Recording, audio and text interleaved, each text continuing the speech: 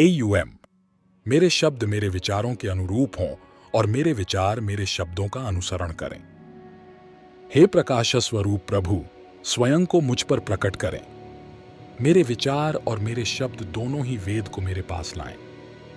जो कुछ मैंने सुना है वह मेरी स्मृति में स्थिर रहे। मैं दिन और रात इस अध्ययन को समर्पित करूंगा।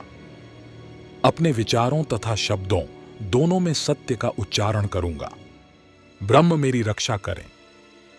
उस वक्ता की भी रक्षा करें जो यह वाणी प्रकट करता है। आदि में केवल ब्रह्म ही थे। ब्रह्म ने विचार किया, मैं लोकों की सृष्टि करना चाहता हूं। उन्होंने सर्वप्रथम अंभस की सृष्टि की। यह अंभस उच्च या सूक्ष्म जल अर्थात कारण सागर था। तत्पश्चात उन्होंने मरीचि अर्थात आकाश और मरा की रचना की। मरा वे लोक हैं जो नश्वर हैं, जो चक्रीय विनाश के अधीन हैं।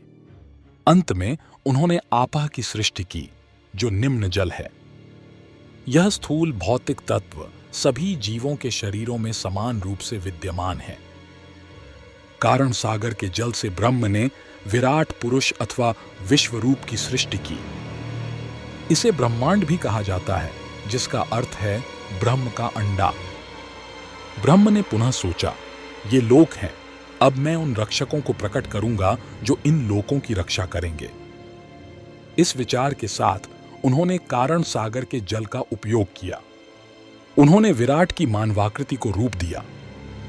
यह विराट पुरुष इन लोकों का संरक्षक बना।